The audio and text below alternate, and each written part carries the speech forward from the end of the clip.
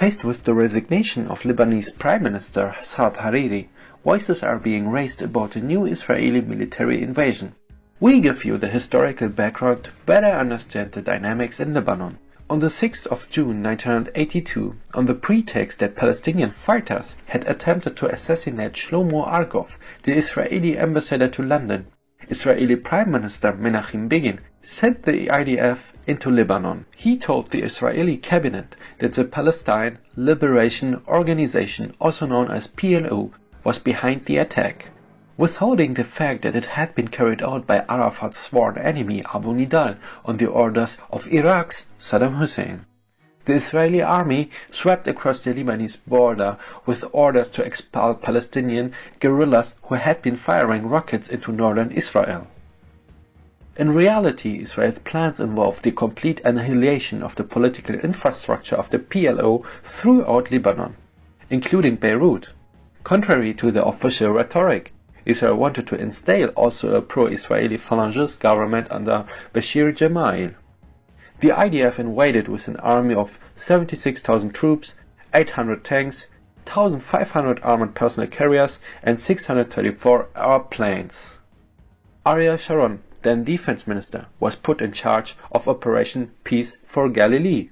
Despite the deaths of 100 soldiers in the first days, the Israeli army pushed into Beirut. Yasser Arafat and the PLO were indeed forced out of Lebanon.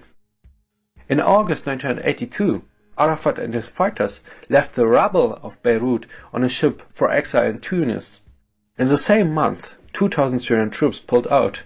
Under a US-sponsored ceasefire agreement, a multinational force of Americans, French and Italians was deployed.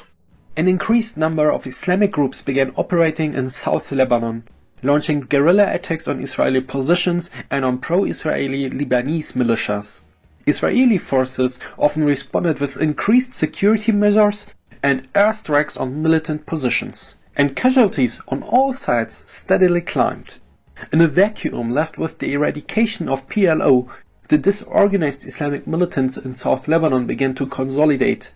The emerging Shia Hezbollah, soon to become the preeminent Islamic militia, evolved during this period.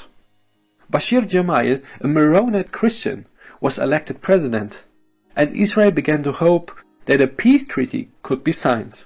But Lebanon, split by factions and conflicting foreign interests, once again confounded optimists.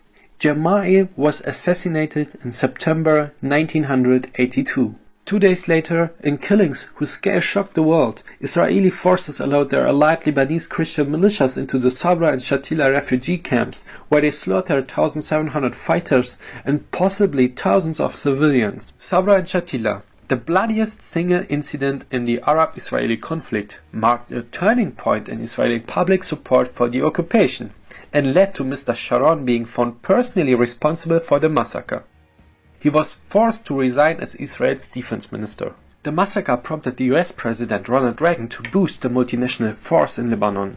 On the 29th of September, the new troops entered Beirut with about 1,800 Marines, joined by 1,500 French Foreign Legion paratroopers and 1,400 Italians. Their mission was officially neutral, but was intended to support the new Lebanese government under President Amin Gemayel, who was allied with the US and Israel. Amin was the older brother of killed Bashir Gemayel.